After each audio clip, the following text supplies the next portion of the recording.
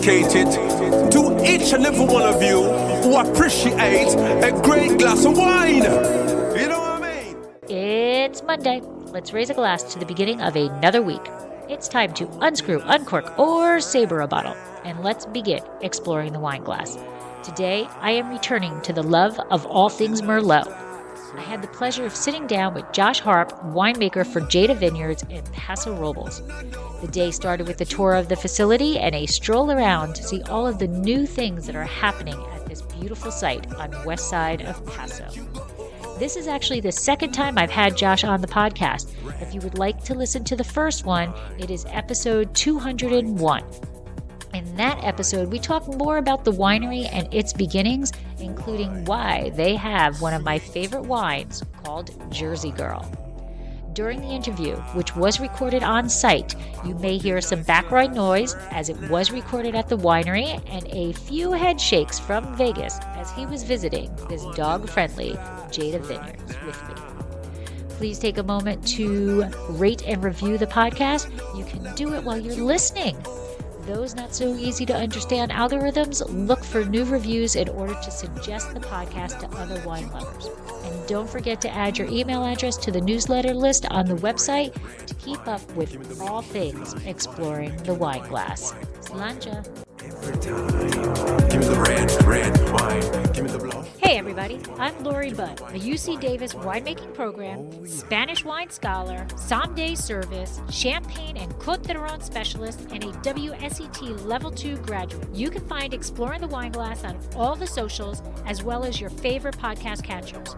If you haven't subscribed yet, now's the perfect time to swipe, subscribe, rate, and review. Stay in the know about all things wine by visiting my website, exploringthewineglass.com. I promise I'll never tell you what to drink, but I'll always share what's in my glass. That was no brandy. Hey everybody, welcome to another episode of Allure of the Poor, sponsored by Dracaena Wines. Today we are continuing with Merlot Me Month, and I'm excited because I get to drink more Jada today. And we are talking Merlot, Jada, and not only that, but we are face to face for the first time. So nice to meet you in real life. Nice to meet you too, finally, and I'm really happy to be back on your podcast. Thanks. Yeah, so you might be the first two-timer. Oh, really? Yes. I don't know how that worked out. Absolutely. Something worked out first. The time. stars were all aligned, right? Everything worked out perfectly. When Merlot Me asked me if you could do it, they said, "But he's already been on." I'm like, "No problem. I'm all right with that. Not a problem."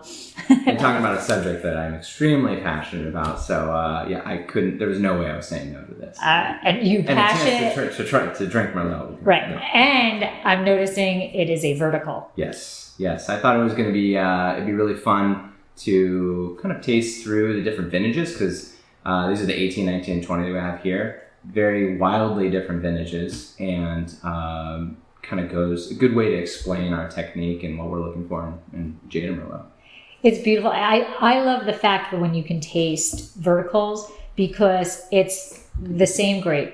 It's right. The same winemaker, same usually process, maybe little tweaks or curves, zigs and zags there depending on the vintage, but it really is tasting what the vintage has given. Yes, absolutely. So it's a great experiment. Yes, and we're finding not only, and we're learning every year. I think that's the most important thing. Is I feel like I have not mastered Merlot by any means.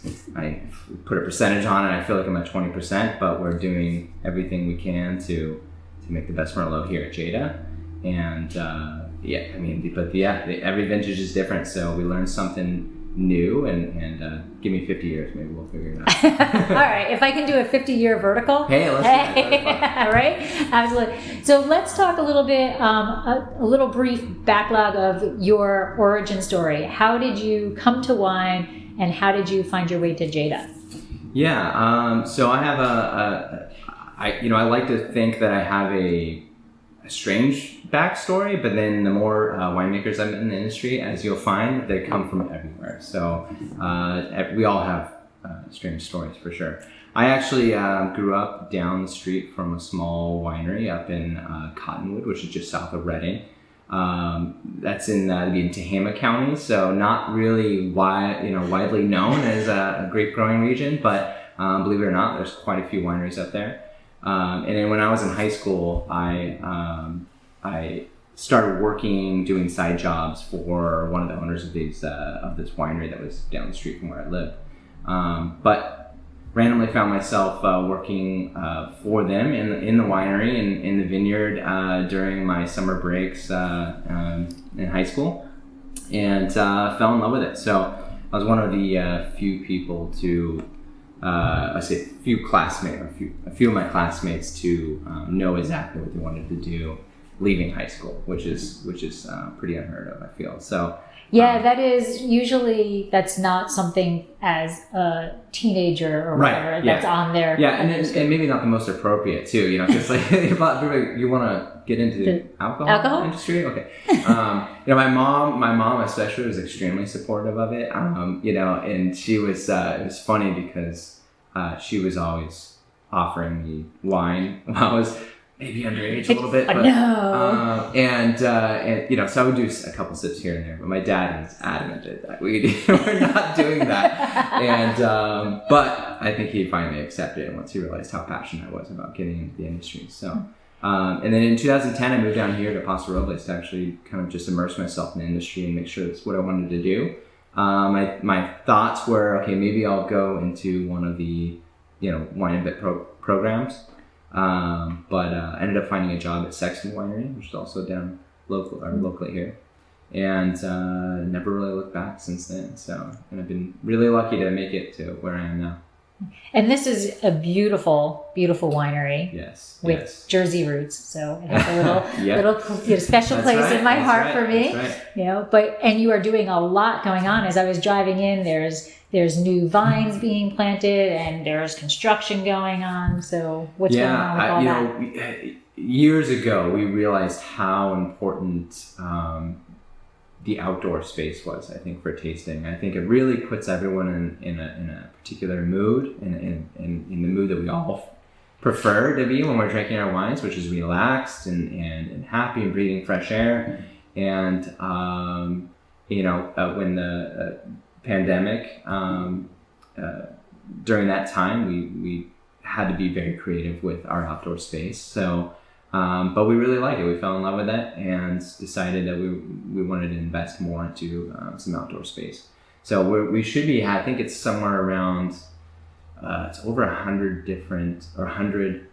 person seating that we're putting in between this space that's on the more north side and then there's more the west side that we're doing as well. So yeah, there's going to be a lot of extra seating, and we're just really focusing on a high-end tasting experience, but immersed in kind of the trees and the outdoor space we have. So I think it's going to be, we're pretty excited about it. And your patio, your deck now overlooks the vineyards. Yes. So is the new space also? Yes, and that was something that was very important to us as well. So we do have this one side that's more protected from the wind because we do get the coastal influence in the evening. So we wanted to make sure we had some outdoor area that was usable, especially during the winter. But then the other space is on sort of a west-facing slope, and we're tiering the seating areas.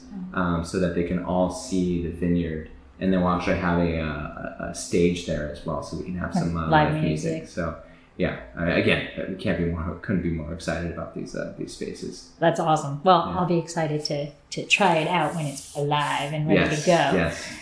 So let's talk about Paso as just its own entity. Mm-hmm. So what do you think is so special about Paso, and what makes Paso Robles so great? I would say I have to start with the people, right? I think that's been very important for the wine industry in general here in Paso Robles.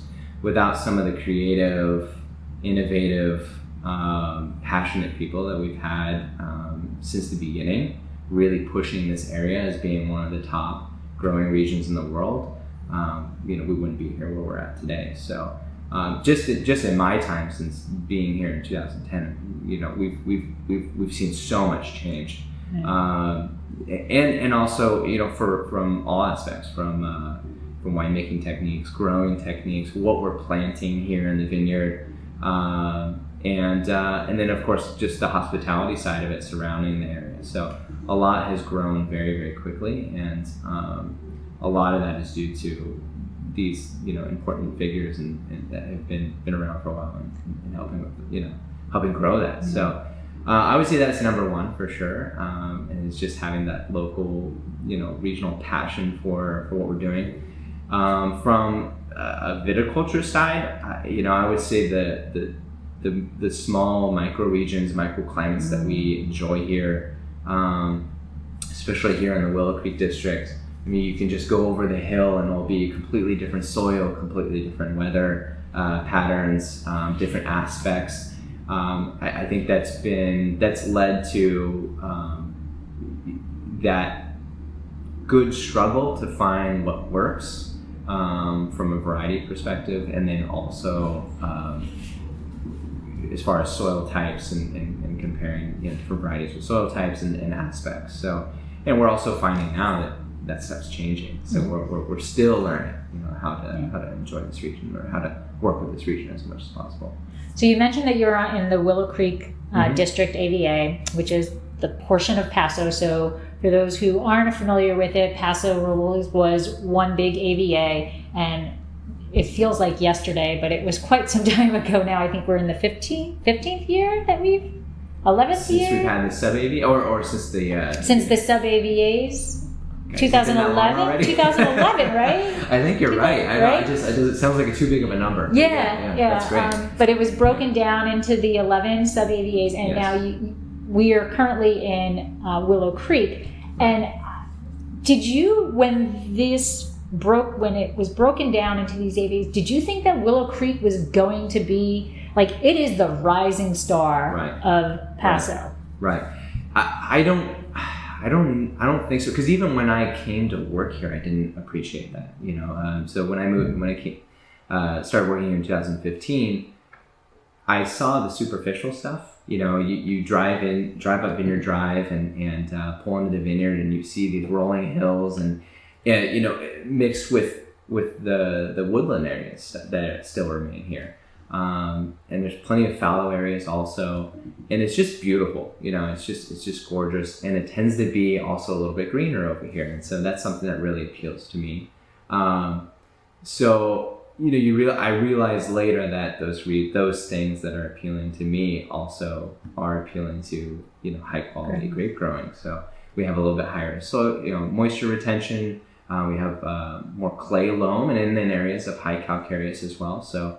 And it tends to get a little bit cooler on this side. So yeah, I definitely was not aware that this would be one of the top regions, and it's definitely something I'm still learning as well. But yeah, there's so much potential here, and like we said, we were talking about before, there's even in the Willow Creek district, there's such diversity in soil and again, how those little microclimates, work with the grapes that you have planted. So, yeah, no, it's we're pretty excited for the future of this area. It's actually one of the coolest climates inside Paso. Yes. Correct. Yeah. Right. Yeah, I think York Mountain is still gets a little bit more moisture, and I guess the way I envision is that coastal influence hits those mountains and dumps a lot of that water, and then we sort of get the next amounts, and then so on. So, but yeah, I think we're probably the second coolest, if not one of the first. Are you Winkler 2, 3? I always forget. I always forget, to be honest. Yeah, but it is, in terms of Paso, it's like the second coolest, right? Yes. So what is your average temperatures during harvest? Like, forgetting this amazing spike that we had this past vintage, like typically what do you see during the day? We'll see, it's easier to almost just describe kind of our observations from the morning on.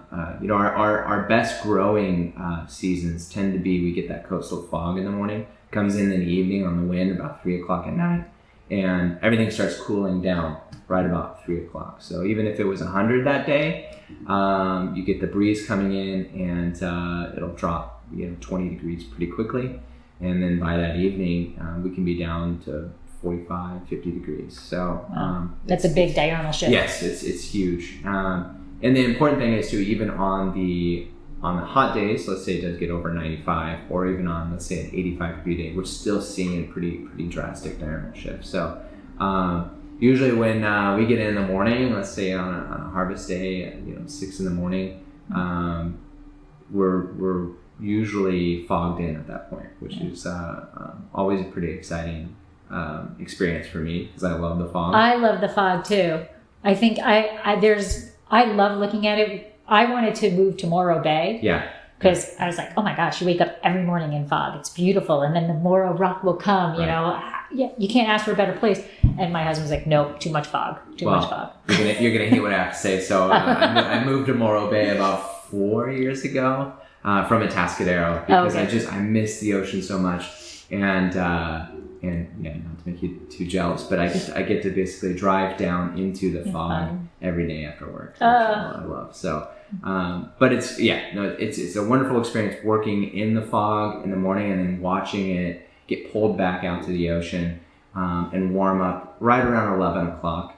We'll start seeing the temperatures go up. So by noon, we'll see, we can get up to, I would say on average, we're around 85 to 90. Obviously, this last year has been a pretty hot year. So, but what's nice is we don't normally peak. If we do have a really hot day, we don't normally peak until about 3 o'clock, and then those winds come in. So it's the temperature's here, but it's usually pretty brief. And those are the best vintages when we see that the periods are very quick of high temperatures, and then we get those breezes in. So obviously the different vintages throw us some twists that we're never ready for. But this was actually an interesting year where we're starting to see the fog come back in the morning a little bit more than we did the previous 2 years. So, well, that's good. Yeah. That's good. And now the Willow Creek district is kind of nestled within, sort of hugging the Templeton Gap. Yes. So that breeze that comes in is coming from the gap itself. And in terms of Merlot, Merlot is a temperamental grape. Yes. And the fog can actually be very detrimental to Merlot. But because you also get that Templeton Gap, you have less of a concern. Right. Yeah. Exactly. We tend to have pretty low mildew issues as well with the Merlot. I think the soil, we were lucky to have our Merlot in a diverse area of the vineyard that spans high calcareous down to pretty dense and deep clay loam. And we have about 2.9 acres. So there's, depending on the vintage, there's always one part of that block that reacts better to what we're seeing from a weather perspective. And for me, I think without the fog, we would see much lower quality, because it does help cool and keep those temperatures off early in the morning. And all of our vineyard here is planted northeast to southwest. So, and we're on mostly southwest aspect. So there can be a lot of pretty intense sun in the morning if we're not careful. So it's actually really beneficial for us to have a little bit of shading, a little bit of protection from that fog early in the morning, because we can get some pretty intense sun on that side. And then also just keeps the temperatures from being more moderate during the day. So the vines are seeing more moderate temperatures overall. And I think that also contributes to not only the intense color that we get off of this property, but also the higher acid retention that we tend to look for and expect. So, yeah. And now you said that you have Merlot and calcareous soils, and then the clay. So can you kind of compare, contrast? just pick a single vintage, but compare and contrast, what does that calcareous soil provide to the Merlot versus what the clay soils provide to the Merlot? Well, I thought I had a pattern established up until I think 2020, and it kind of flipped everything. But again, it's why we're very happy to have Merlot planted in these different soil types. Usually that calcareous is the highest quality, and it comes off early and first too. It's a little bit warmer, it's a little bit thinner soil, and so the Merlot is struggling a little bit more. The berries are a little bit smaller, and the clusters are a little bit looser. And there's just an intensity that we get from that soil. And it is sort of surprising that we also tend to harvest it earlier. So we'll have the highest color, most intense aromatics, good structure, and it naturally balances a little bit lower yield too. And I think because we have that mixture of calcareous and then heavy clay as well, we have enough soil retention where we're not seeing that early shrivel that can happen pretty quickly with Merlot. You have to be very careful about going overripe with it. So as I said, most years, I would say in more moderate years, the calcareous section, which reminds me of a lot of those areas you see in Saint-Emilion, a little bit higher, a little bit higher calcareous sections of the plateaus. Those will be our favorites. But when we get maybe either on the extremes, a little bit cooler or a little bit hotter, we can hang the Merlot in the clay loam a little bit longer. It has a little bit more moisture. It can handle the drought years a little bit better, and we can get just as intense and just as aromatic of fruit from those sections. So regardless, we find that we pick just this 2.9 acre block. We'll pick it sometimes 5 different times just to get what we need out of that block, and treat them as individual sub blocks, so that we're achieving our quality goals and making sure we're respecting that fruit properly. Now, bricks is not the be all of everything, right. But what are you looking for? So you're going through these vineyards and you're picking multiple times. What are you looking for to say, yes, I'm going to pick this block right now, or I'm going to hold on to this block? So what are your trigger points for it's time to harvest? Yeah, it's not the most exciting for some, but we do a lot of phenolic analysis in the vineyard. So we are checking color and seeing how it's actually been an extremely useful tool, because then we can start to flag these different areas, these blocks, and learn more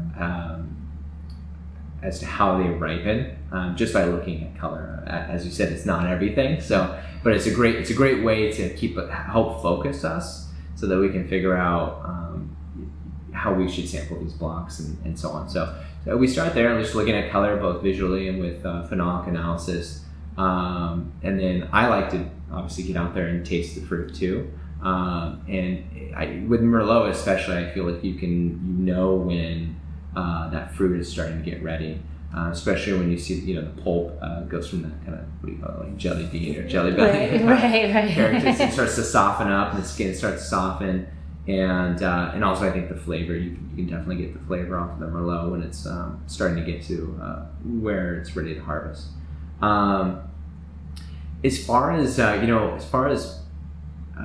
pH and TA, I'm actually less concerned about it, because I know that we have this diverse block that's going to give us different acid levels, and then also we do tend to blend a little bit of something else, whether it's Cabernet or Petit Syrah, if we need to change the chemistry on that point. So I like to do that a little bit more naturally if we can.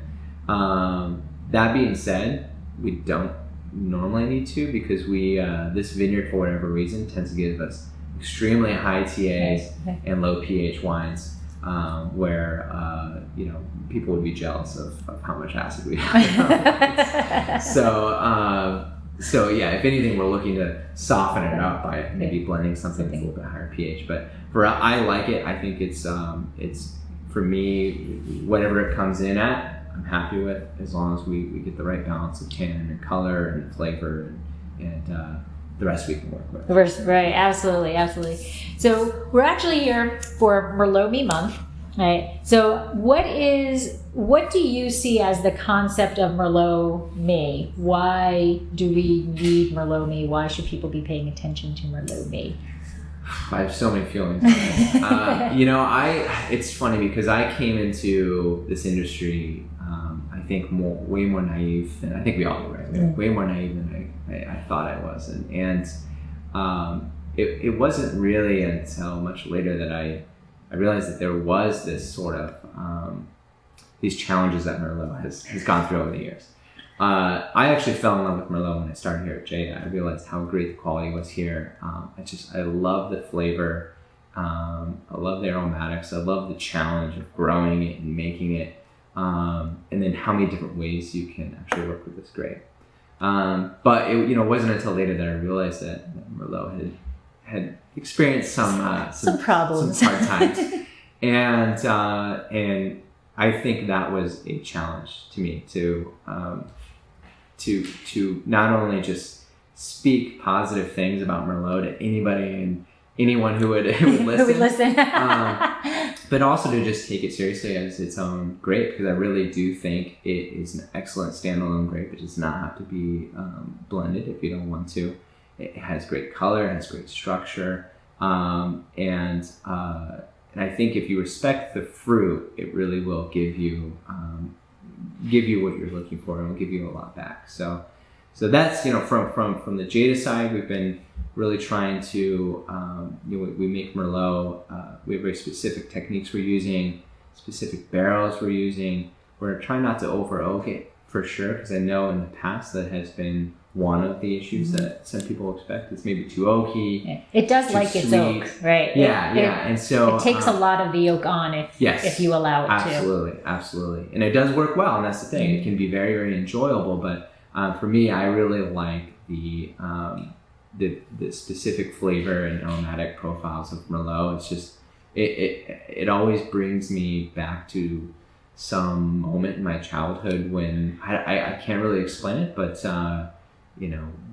whether it's baking pies in the home or something, or almost Christmas spices or something, right? So I think it's really important to showcase those things, and also showcase the versatility of Merlot, and just it's kind of a hard word, but re-educate our customers and everyone out there that they're really missing out if they're not trying Merlot, especially nowadays. And I think there are definitely a lot, especially here in Paso Robles, which I was actually surprised after going to that tasting. There's a lot of people very passionate about Merlot that are making small production wines in very different, distinct ways. And they're all great. So I think it's very important that people try Merlot, give it a chance, and see what we've done with it over the last few years. Those baking spices that you talked about, I love it, and that's one of the things I love about Merlot also. Although I'm really bad at describing which baking spice it is, so I have a tendency to just say baking spice. Right. I was tasting another one earlier this week, and I'm like, I don't know, I'm gonna say cardamom, but I don't really know what cardamom is. I don't even know if I've ever used cardamom, but that's what's coming to my mind. So we're gonna go with that. But what are those baking spices? Yes, no, I agree completely. That's how I do it too. I'm the worst at retrieving some tasting words, and but that's what it reminds me of. It's easier just kind of it's this experience of smelling all of those things all at once, and especially if you put the right oak in there too, that accents those characteristics or brings out its own barrel spice. It's just, there's nothing better than it. So And not that I am at all saying that Merlot should only be drunk in the fall. But to me, it's a perfect fall wine because it just brings in the fall leaves, and not that I think back to Jersey, all the colors that come in, that's what Merlot does to me when I have it. Oh, I completely agree. It's a very cozy wine, and again, I don't want anyone to mistake that for it being rich and too rich or too soft or lacking structure in any way. It's cozy because it has this unique profile, right? That Absolutely. I think again sometimes needs to be brought out and very carefully, but it's definitely a fun wine. And now a word from our sponsor.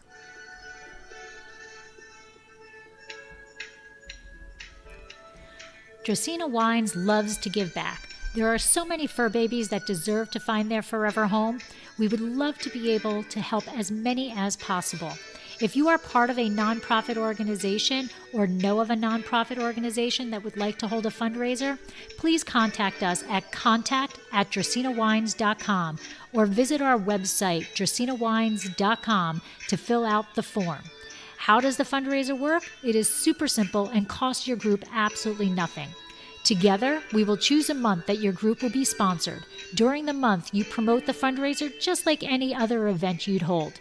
At the end of the month, we will donate 20% of the sales to your organization. The donations will be made in the name of each individual who purchased the wine so that you know exactly who helped the animals. Our goal is to raise as much funds as we possibly can and to help as many animals as possible. So please help us help as many fur babies as we possibly can. And now, what is your barrel program for your Merlot? We experiment a lot, so we've changed it over the years. I've settled on a couple different cooperages that I really like. One of them is Orion, and then Millet. And Millet specifically, I think, they got their start, I believe, in Saint-Emilion, making barrels from Merlot. So I thought, okay, that's a good place to start. And I really like, especially my philosophy with working with cooperages is to not get in the way of the process, just like, we try not to get in the way of the winemaking process. Basically ask them if they can make something or if they have something that works for a specific profile, a specific goal, I should say. And so they provided us with some barrels that I think pair perfectly. I tend to go on more the medium long side, so again, to not over toast or mask the aromatics on that. And then I'm mostly looking for barrels that help add structure and help round out the wine a little bit, and just lift it up overall. So again, that's kind of how our philosophy is with most of our wines, just not get in the way too much with the oak, add nuance, but always try to add character that makes you think, what is that, as opposed to that's oak. Right. You don't want to take it up to your nose and go, oh, okay, this is. I know oak. what this is. Yeah, exactly. Yes. So I want there to be that question mark, that curiosity that you invoke in our customers. So, and then usually it's around 30 or 40%. I mean, sometimes we'll go a little bit more than that, but I like to be on a little bit on the lower side for sure. And then also experiment with larger format barrels, and we've done concrete in the past as well with Merlot, just to try it out. But that's got to be interesting. Concrete with Merlot. Yeah, I think it depends. It depends on the vintage. Okay. Yeah, whether that's something that's gonna work or not. We try not to be too dogmatic about how we make it, because again, that's what we're going to discuss here today. Right. Every vintage has its surprises, and we have different goals with the vessels we're using as to how to treat that wine. So, and that's one of the things I think is so cool about winemaking, that people who are enjoying the wine don't necessarily understand that. But the fact that you take a vintage and you're like, okay, I'm looking at this vintage, this is what I'm bringing in. Now, you know what? Concrete is going to be able to give me my desired, or you know what? I'm going to put it in larger barrels or smaller barrels. Those are those so-called minuscule decisions that have a massive impact. Yeah, and happening all the time. That's a great point you make, because there's definitely, as much as we talk about analysis and barrel cooperage choice, there's no recipe, and I think I guess the recipe is there is no recipe, right? So as long as you wrap your head around that, you realize you have to be flexible from the moment those, really out in the vineyard too, but the moment those grapes get into the winery, how do I change my plan? You know, you start with something, a base plan, and then how do we modify this to work with what we're seeing in real time? So, and yeah, I think that's very important. That's why we have so many different types of vessels as well. And we have 500 liter, we have multiple sizes of concrete that we're working with as well, just in case something works. We think something's going to work best that year. So, and then something I haven't talked about too is we also do a lot of co-fermentation in the vineyard. So we are making decisions, or co-fermentation in the tank, but we're planning that in the vineyard. You know, whether it's different sections of our Merlot block alone, or if we're doing, like, sometimes we've even done like a Merlot and a small amount of Petit Verdot coming on. Okay. Yeah. Nice. Just depends. Okay. So I'm a little thirsty. Okay. So I think it's a good time to start with the first one. You said the first vintage is 2018. 2018. So while you're pouring, talk us through what you think this vintage was like, and how you dealt with it in the. Yeah, this was a very interesting. So 18. Trying to figure out how to be diplomatic with this. I feel like 18 was one of those vintages we were all waiting for, because 17 was great, but it had a lot of challenges. Previous years were, I think 16 was also very good, but we had just entered into those are the final years of the first drought. Right. So there were a lot of challenges there, some high tannin years, some low color years, and then here comes 18. And we were getting some of the normal heat spikes we're seeing, but great diurnal shifts, moderate weather overall, and then in the middle of harvest there was also this kind of 2-week cold period where we all just sort of had to sit around and wait, because either stuff came in early and it was ready, and then or it needed that extra time to hang, and we were given that gift of these 2 weeks of hang time. Okay. So I remember it being very stressful, because as you know, like once you start bringing in food, it feels like you cannot stop. Yeah, there is no. Yeah. You don't stop this train. So I remember distinctly we thought we were never going to be able to bring in, because it was actually a pretty high yield year too. We were never going to fit everything. A high yield? Wow. Yeah. For us, it was a high yield year, I should say. So it was a higher yield. It actually was, because 17 was really a low yield. Yes. Then 18 was a little bit high, and then 19 kind of was back to 17. Yeah, right. Exactly. So 17, we had some of the heat spikes. We hit 111 here in the vineyard. Right. So we had a lot of. We definitely lost some fruit just due to burn and raisening. And that's what I was saying. So like come 18, everything looked normal, everything looked fine, and it was. I mean, it was just kind of this perfect vintage. And the reason I'm saying I'm being diplomatic is I think 18 was one of those vintages that makes every winemaker feel like the best winemaker in the world. Like, we're like, yes, everything's coming in. It's dark. It's structured. It's not too tannic. Everything was clean, so there wasn't as many raisins. We didn't have to do as much work to sort out raisins or shop areas and so on. It was kind of like that ideal vintage that we expect, and we got decent yield, so we were all pretty happy. From Merlot perspective, it was a great color year. Again, not too high tannin. It's beautiful color. Yes, thank you.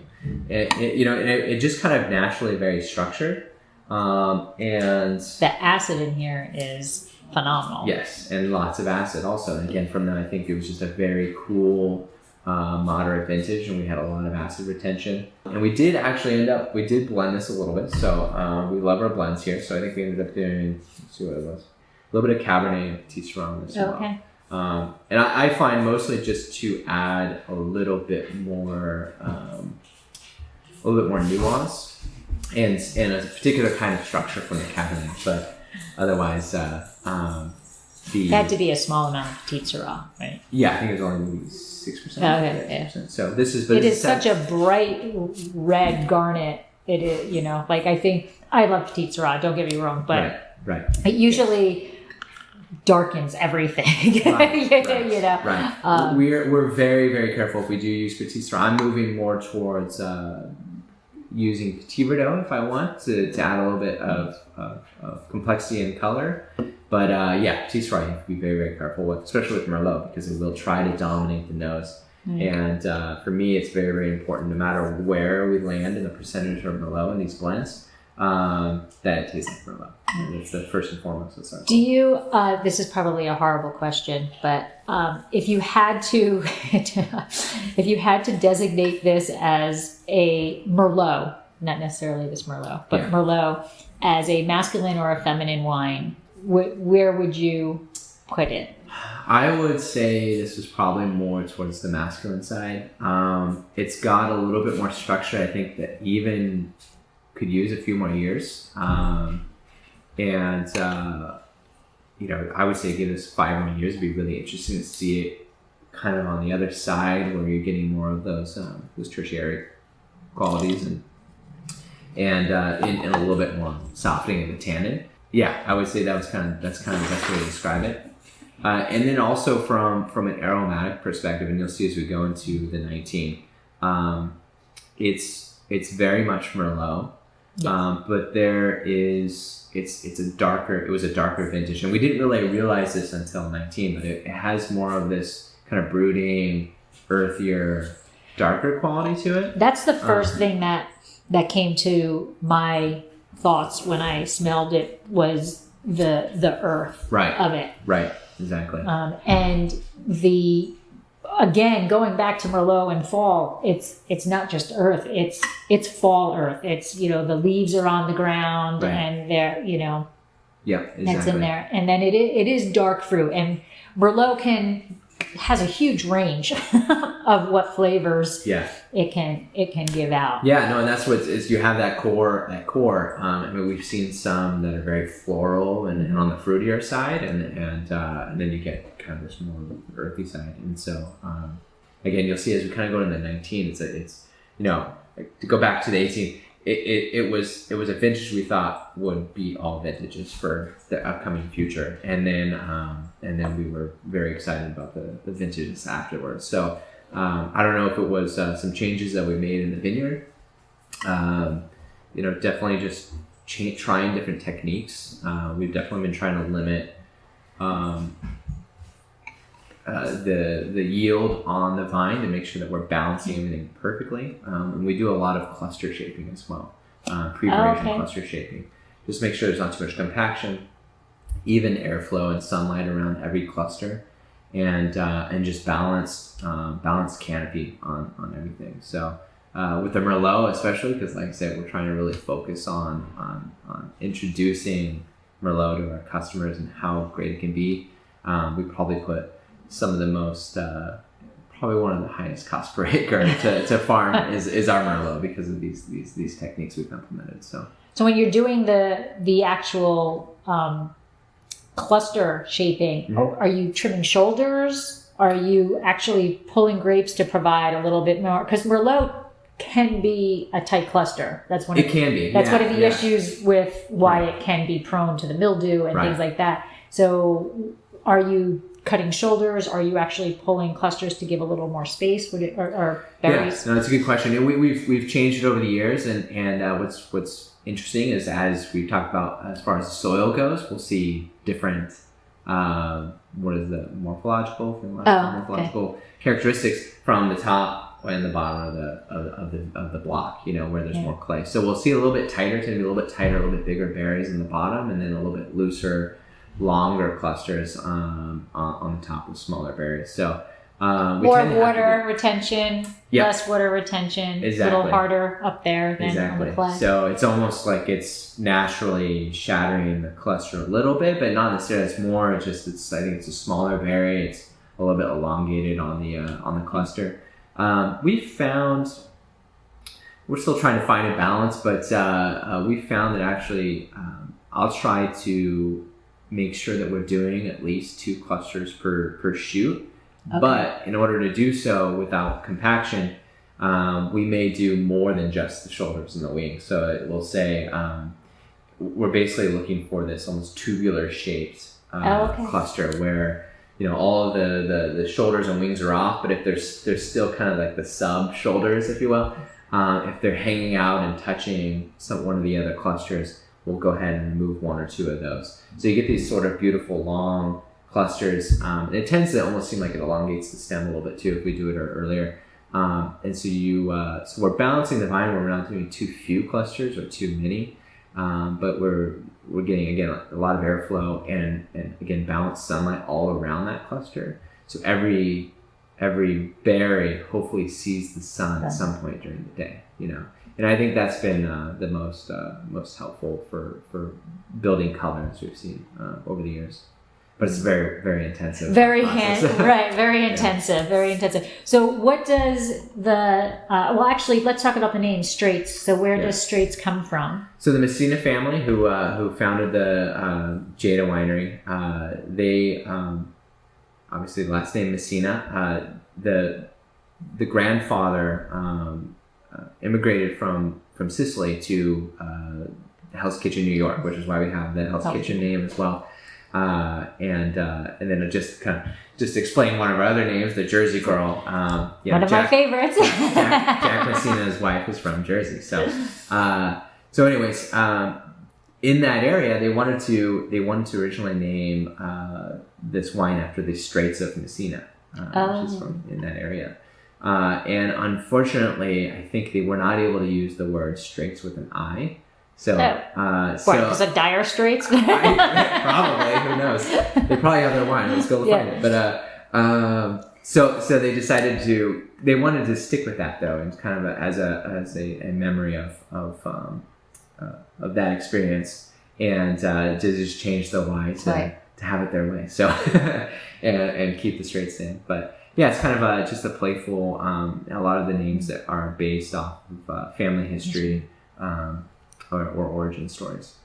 Is this a new label design? No, I think actually the design has been relatively the same since at least 2014, 15. Oh, okay. But Josh Messina, so our GM and the son of Jack Messina, is very creative and he's great with Photoshop.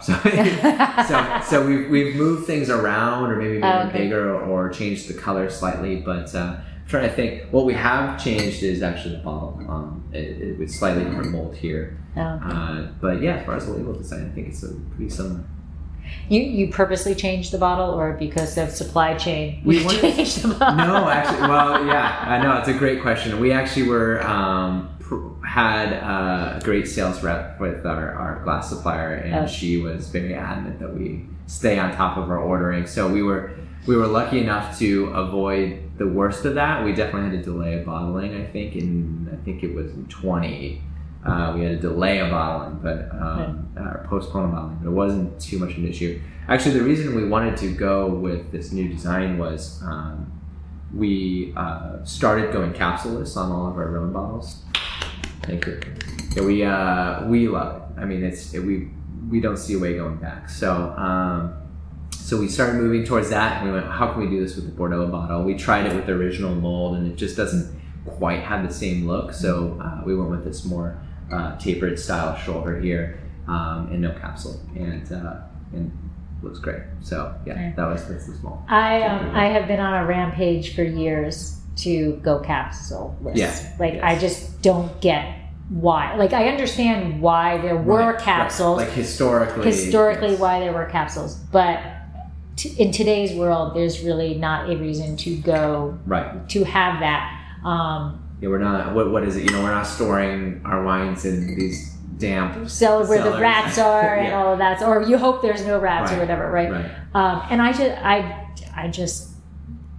It's better for the environment. I'm sorry, Don't want to put the capsule people out of business, but No, we were, as bottling prep is one of the more stressful times of the year, and trying to make sure you have all of these different things lined up, and they're all going to arrive not too early and definitely not late. So, we were buying from Rollandine, which is, it's a wonderful company providing tin capsules, but that means we're either shipping or flying these capsules over from Spain. Right. And looking at it now, it doesn't make sense as far as everything, the carbon emissions, the cost, exactly. everything. So right. We're trying to move towards a more sustainable, being a more sustainable winery and focusing down on even the small things. So no, that was an important step that we've made over the years. Right. We've so far been very, very happy with it, and everyone gets to see the cork. Right, absolutely. We did redesign our cork. Yeah, you kind of do have to. You have to do that because you have to let people know, oops, we didn't forget something. This is the finished product, right? Right. And one of the nice things too, because I think the capsules, I don't know if they are now, but these tin ones are 20, 30 cents a capsule, which adds up pretty quickly. And we said, well, okay, we can save that, and we can maybe upgrade our cork a little bit. You start focusing on other things that maybe you were not doing because you're just adding to the cost of the packaging. So, once you get really granular, it's really interesting, the small little changes that go into. Yeah. I say it all the time. People don't understand all of the behind the scenes things that go on, like the winemaking, the processes that go through your brain to say, how can I make this the best wine that it can be, and at the same time without changing that wine, right? You want this to be Merlot. You want it to you want when somebody brings it up to their nose and to taste it to know that it's Merlot. But every vintage has its challenges, and as the winemaker, you need to do different things to allow that fruit to express itself in the best possible way of that vintage. And that's not always easy. No, it is definitely not. Definitely not. And to add to that, I think it's important to remember, we build our customer base around these packages, which are made for the eye. We do want something that's familiar from a packaging perspective to our wine club members and our regular customers as well. I think that's an important aspect to remember. It's like we make these changes, but we have to have a reason for it, and it also needs to respect what we think of the wine inside the bottle too. So I think that goes a long ways, and I think people know intuitively, if there isn't a cohesiveness to what you're trying to do on the outside of the bottle, then it's sort of, whether true or not, makes them think, do they have it together when it comes to the wine inside the bottle? Agree. Absolutely. So as long as there's a story and there's a purpose, I think it's very important. Right. And with Merlot, with the problems that Merlot has had, what do you think was, back in the day, the biggest issue with Merlot? I have my opinions for sure. So, but I also have not probably done the research I should have. Okay. I'm basing this a lot off of hearsay and what I've heard from not customers especially, but also people who've been in the industry for a while and seen these changes. I think that Merlot, we've touched on this a little bit. Merlot lends itself so easily, like you said, to either the oak you put it in.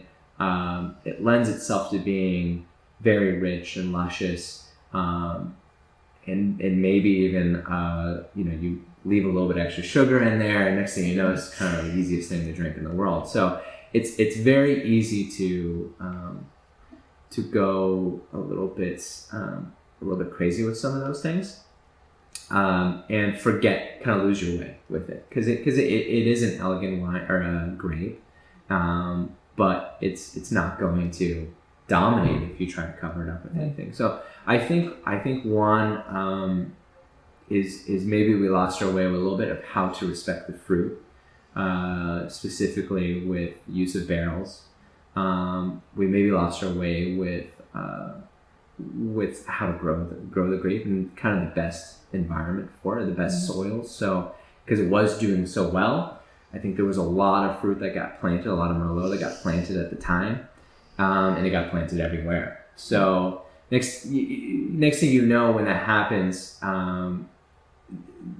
Merlot starts to lose its distinction and sense of variety and varietal character, and And I think that the customers maybe experienced that as well, that they were slowly not seeing what Merlot's potential could be and what it was supposed to be, because just because there was a lot of fruit just getting blended from different soil types and different regions, and then again maybe being masked by maybe not the right barrel choices and so on. So I think that and then that of course led to the downfall or the decline and of course there was this movie and so on that we won't necessarily talk about, but I'm not sure how much of an impact. I think maybe there was a lot of things that happened all at once that led to the decline of Merlot. And I think once sales went away on Merlot in the general marketplace, Merlot got pulled out and started getting planted in its place, whether it was Cabernet or something else. So I call Cabernet Sauv the bully.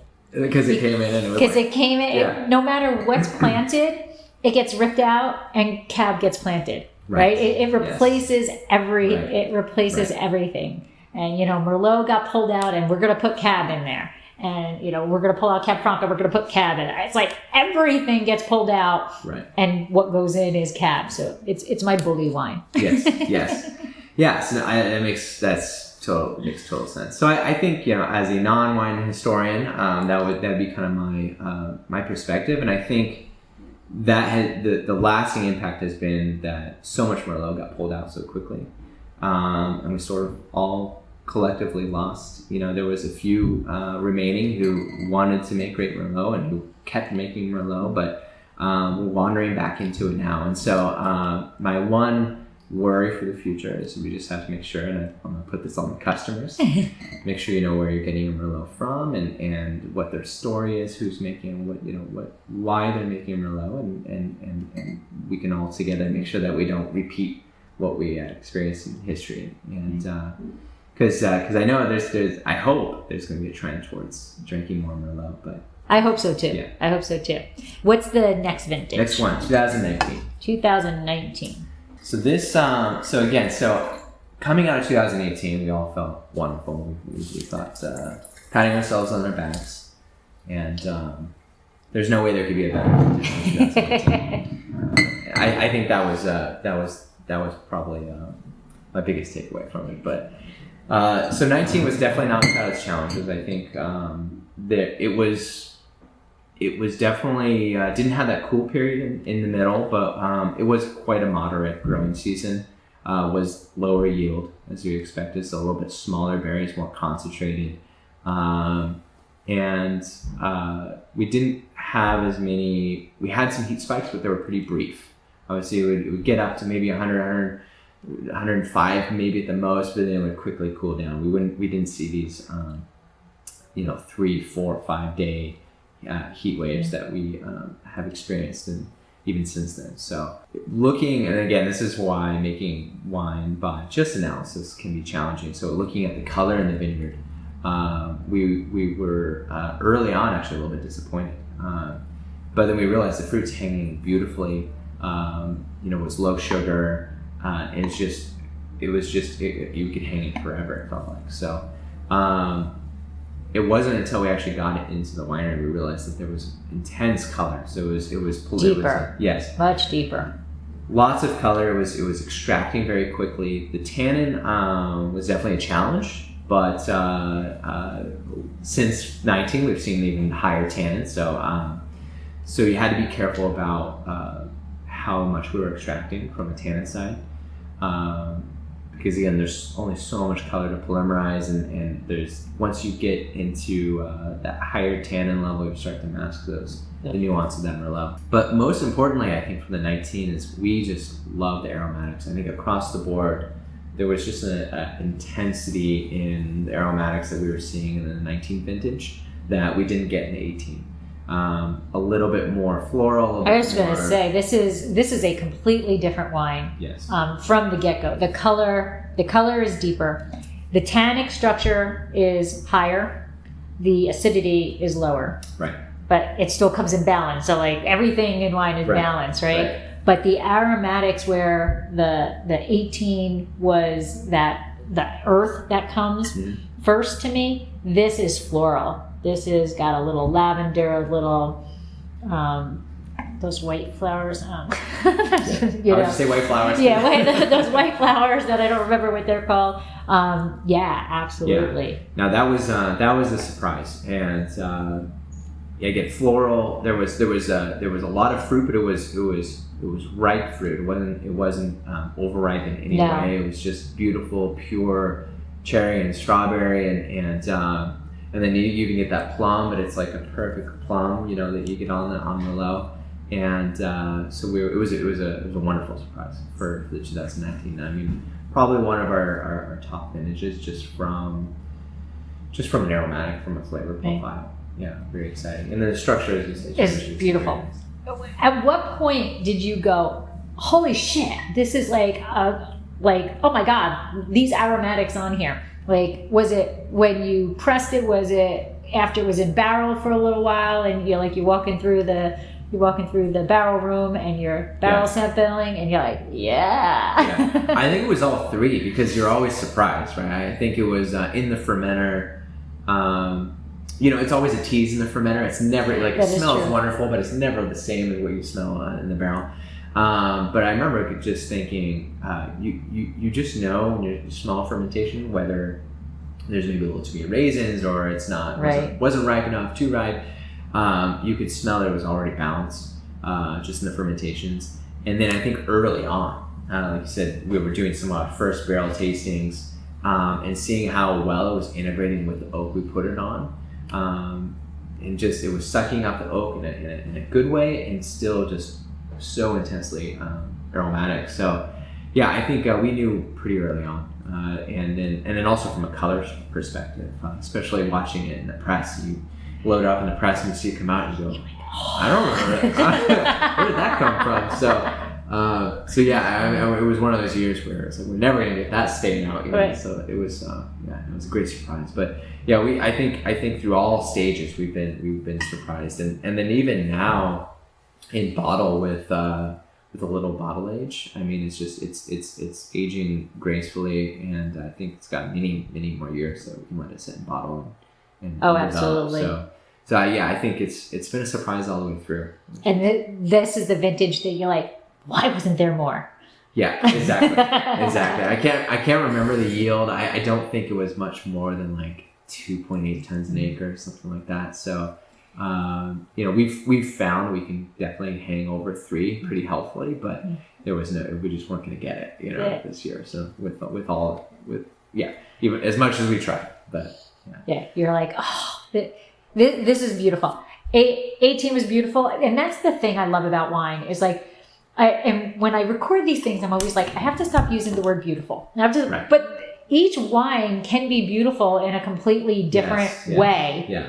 These are very different wines from each other, and you can see yourself enjoying them differently. Depending on what meal I was making, I would choose the 18 over the 19, or the 19 over the 18, depending on, what I was making or, what I was doing. Like for example, the 18 to me is more of, I can sit down and have that more by itself. Right. Where the 19, I'm going to want some food with that 19 more, to not enhance, because it's phenomenal, but like to enhance each other. Enhance each other, to play in the sandbox with, know. Right. And that's one of the things I love about wine is, like I said at the very beginning of this, same grapes, same vineyard, same winemaker, same brain processing these things, and they come out completely different.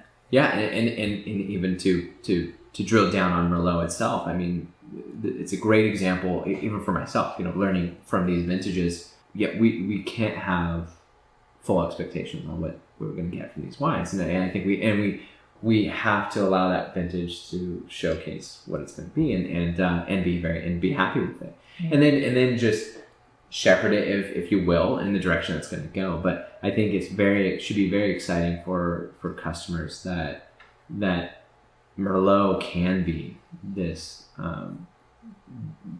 this wine that can change in so many different ways and from each vintage to vintage, but still be a high quality wine. Right. And extremely enjoyable to drink. And I'm glad you touched upon food pairing too, because I think it's something to note that, that is something that we are as winemakers thinking about. Here at Jada, at least, we're thinking about that all the time. Like, can we help this wine in a way, or can we balance this wine in a way, whether through our winemaking techniques or our barrels, so that there is that food aspect of it? Because I love eating and I love pairing wine with food. So that is something that we think about. It's in the back of our minds all the time. But I love Merlot especially. I think it's a wonderful food pairing wine, and I always try to remind people that don't forget to you build your meal around it if you want to. So. Yeah, absolutely.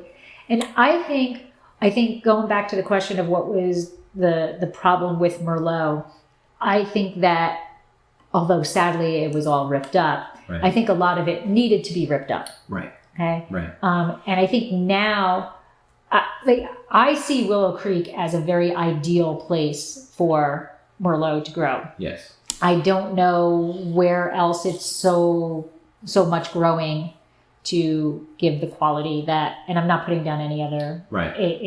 Sub AVA or whatever, but and I'll throw my AVA. Australia is right. hot. Yes. Yeah. That's going to produce a very different Merlot, and the winemaker is going to have to treat that Merlot very differently from start to finish. Right. The vine training has got to be different. How the berries, how you're dealing with berries, the water, water especially. All of that is going to have to be treated differently in Australia than here in Willow Creek. And they both can give phenomenal wines, but they need to be treated differently. And I think what one of the problems with Merlot in the past was that wasn't being done.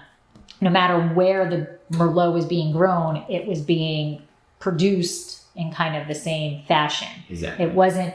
Merlot likes tender loving care. Mm-hmm. Right? It's not, Yeah, too little, too much, or too little, or not enough, or whatever, Right. Or too much. Yeah, right. There's some great varieties out there that are like, leave me alone and I'll do my job and I'll do it well. And I think Merlot is like, no, come caress me. Give me come, attention. Give me attention. I don't, I want the spotlight, Merlot, right? I want the spotlight. I want you paying attention to me. Right. And these wines demonstrate what attention can do. Yes. And the quality that there is. But I think going back to your earlier question on how Willow Creek District is different from the other sub-AVAs, I think the best way to look at it is not that one is better than the right. other. It's more, like you were saying, it's more what can you grow consistently from year to year and get quality consistently from year to year, depending on that grape's needs and the characteristics of that subclimate. So I think Willow Creek District is positioned very well to grow year after year high quality Merlot.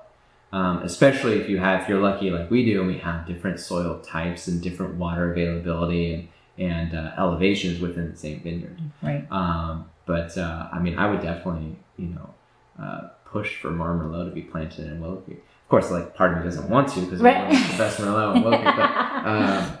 But yeah, I think that being said, you go just north, go to Adelaide District, and they have soils, they have aspects, they have just its different temperature range that's going to work way better for some other varieties that we can do, but again, from year to year, we may not be able to nail it every time. So right. I think that's an important characteristic for I think people to understand this. Right. Yeah. And that's any grape variety. That's not just Merlot. Right. That's any grape variety. You have to plant it where it wants to be, where it can be happy.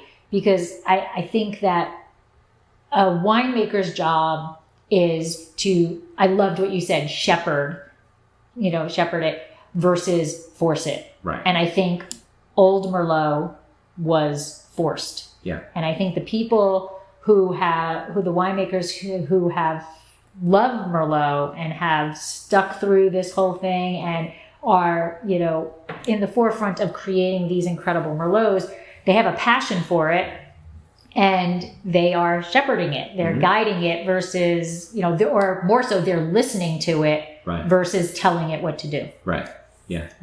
Yeah. No, it's great because around here, it's funny to, it's not a grape you hear about, right? So it's where did you find that Merlot? That's grown here. Yeah, right. Really? Some small corner. Again, that's a remnant of when there maybe used to be more, or and a lot of small producers are getting their hands on it, and again, maybe modifying a little bit of how it's being grown and bringing it back to the winery and changing the winemaking techniques and showcasing it. So I think it's just there's been this great change over the last couple of years that we couldn't be happier to be a part of.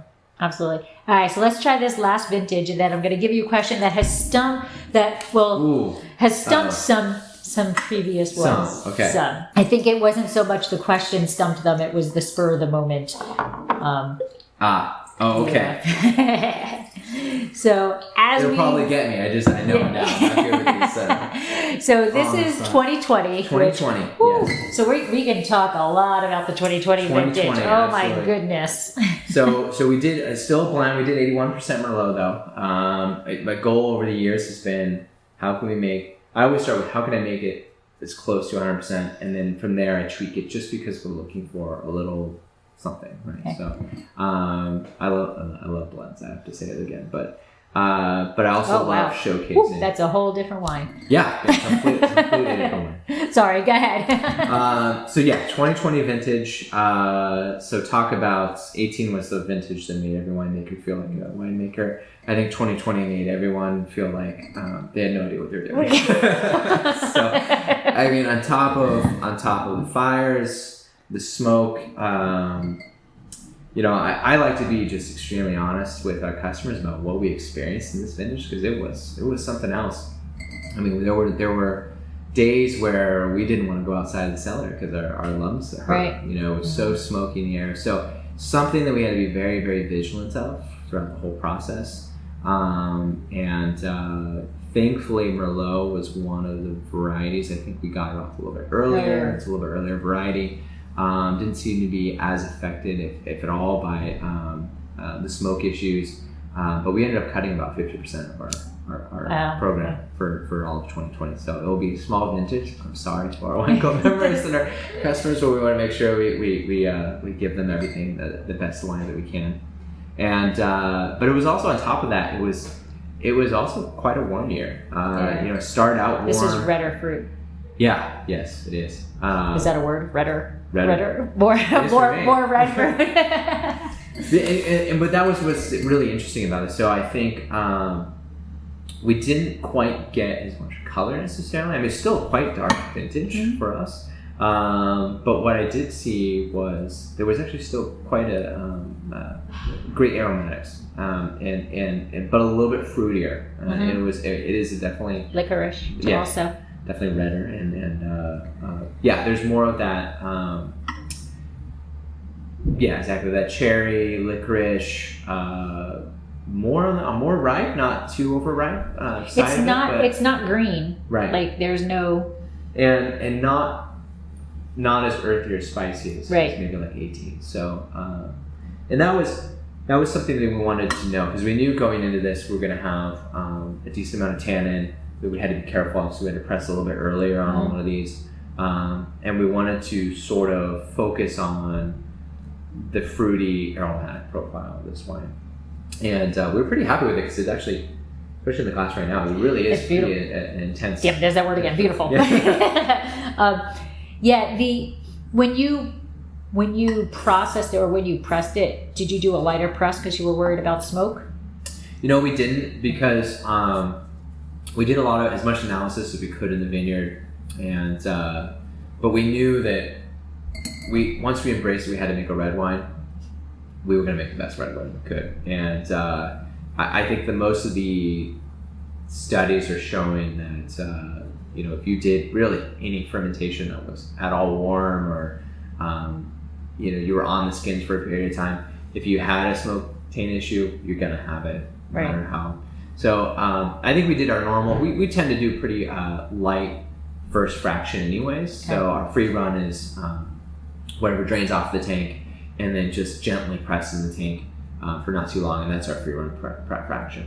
And then the press gets separated. And I think in this case we actually did use only the free run portion of the Merlot anyway. So, but I think that was more out of just what we were tasting and what we preferred for this wine. But we knew we wanted to make sure that it was soft and rich and not overly structured. Focus on the complexity of the fruit in this vintage. Yeah, and I really like that kind of. There's also something sort of blue to the fruit. I don't know how to describe it. A little blueberry. Yeah, there's like a little blueberry. But which is strange for it. But again, yeah, it's more focused on that. Very, very different than the 19 and 18 are closer than 20 is to either of them. It is definitely more on the red, where the other ones were more to the darker fruit. Right. This is more to the red fruit. There is absolutely no smoke in there at all. Right. Yeah. That's so I found actually, which is as the winemaker sucks. I'm not sensitive to smoke taint at all. And a cork taint, great. I can pick it up. You can pick that out. I pick it up pretty quickly. A smoke taint, not at all. So we went into this again, basically pretending like we've never made wine before, that we have no egos, and we had everyone we could taste these wines. Before, during, after we blended them, and just to kind of narrow it down to what we were comfortable with.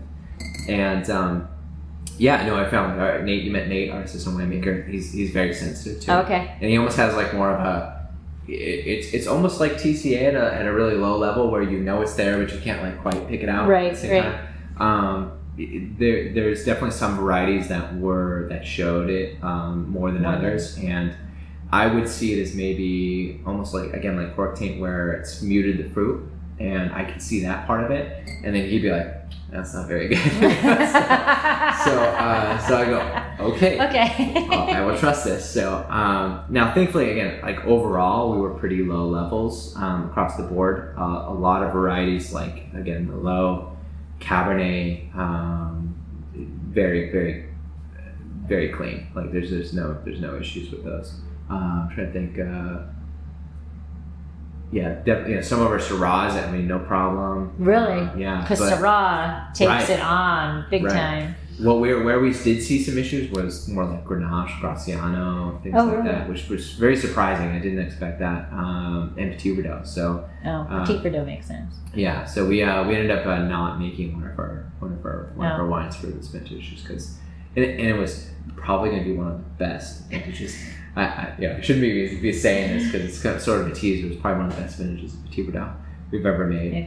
It was a wonderful wine. It tasted great, and then like right at the end, you're like, oh, that's weird. So, so hopefully, fingers crossed, we don't experience this anytime soon. We hope not. But but again, I think as far as the vintage goes, we made the best of what we had, and ended up being that some of these varieties showcased really, really well. And I actually like the structure on this wine. The 2020 is actually pretty nice. It's softer. It's not maybe as big, but it's pretty balanced. And I think give it another year in a bottle, and it'll see. This is a 20, so it's a year younger than the 19. So far, I'm pretty happy with it. Yeah, it's definitely a lighter wine, and the spectrum is more pushed towards that red fruit versus the darker fruit. But the acidity is back. The acidity is yeah, and we did see that. And despite the warmer, kind of overall warmer weather, we still had pretty great acid retention. And in fact, we joke, but it might have been true. Some of the worst hot days were the days that the smoke was the thickest, and so I think the fruit was able to survive. And it cooled down quicker because there was not enough sunlight coming through. And we have our 2 weather stations that measure the solar radiation. You can actually see those days, massive drop in solar radiation. So you expect if the machine's picking that up, the fruit's not getting the intense sunlight, right. but they're definitely still getting UV and other things. So it's still ripening. It's just not as fast as Right. it would. So yeah, I mean, there was some interesting positives and lessons learned in 2020, that's for sure. Okay. We always have to learn the lessons. Yeah. Right. We hope we don't have to use those lessons from 2020 ever again. Ever again. But yes, absolutely. All right. So here's my question. Okay. That if you wanted people to leave this interview with 3 facts about Merlot, what would they be? 3 facts about Merlot. Yeah, that you want them to walk away from with. I think along the lines of what we've talked about already, that it can be a very nuanced, structured, standalone, beautiful wine that should be a part of your cellar. I think that's one. So 3 things I want to trust for now. We can do 2. We can do 2. I've let others do 2. I would say, you almost want to think about it as, I think it's more of an interesting fact. It's like, for me, it's like Pinot Noir, where we always hear Pinot Noir is so hard to grow, so hard to make, so temperamental. And I think that is something to be almost respected, and understood and appreciated of the variety. If it is respected and treated well, it yields amazing results. So I think be excited about that and learn where you're getting your Merlot and why they're making it and how they're making it, and get engaged and excited, and how what that wine really means. Let's see. Thirdly, I would just say that I don't know. This is kind of similar, but as a small producer, we're always trying to teach our customers and what we're trying to do. But I would say we are definitely trying to get the message out that Merlot is back. and please, encourage your friends and family and yourselves to give it a try again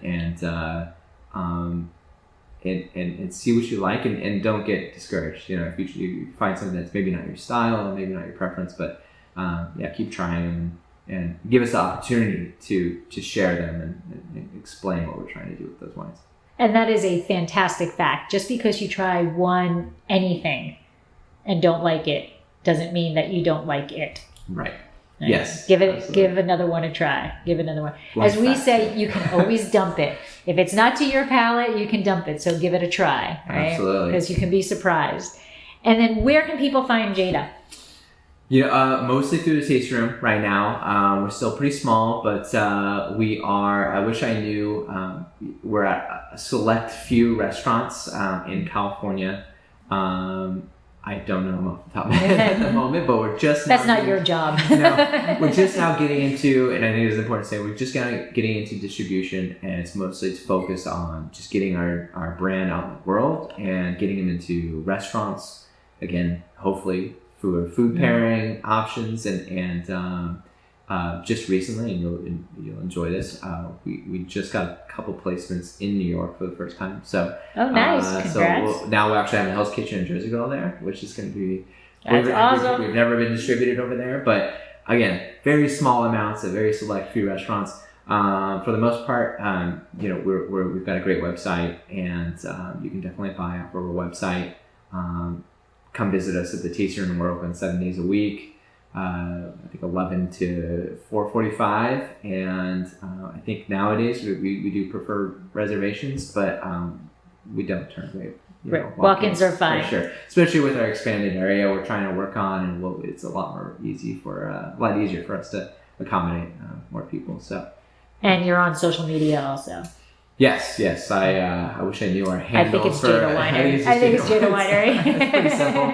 You'll find us if we're on there. But Josh Messina, our GM, he does a great job doing social media and keeping everyone up to date on what we're doing in the cellar and doing on some of these projects and some of the new additions to the vineyard. I would say for now we're focusing really on the customer interaction and making sure that we're able to share our wines in person and explain what we're doing here at Jada. So I think that's still a very important part of our plan. Awesome. Well, thank you so much. And here's to Merlot. You are empty, but we'll clink anyway. Here's to Merlot. Irish coffee, banana, daiquiri. This has been another episode of Exploring the Wine Glass. Thanks for listening. If you have suggestions on what topics you would like me to discuss, please reach out on social media. You can find me on Twitter, Instagram, and Facebook as Exploring the Wine Glass. I am also on LinkedIn as Lori Hoyt Budd. Of course, you can always email me at exploringthewineglass@gmail.com and sign up for my newsletter at exploringthewineglass.com. If you enjoyed what you heard, please rate, review, and subscribe to help others find me more easily. And most importantly, tell your wine-loving friends, because if you like the podcast, they will too. Podcast music is Wine by Kevins. Until next week, sláinte. Good glass of wine.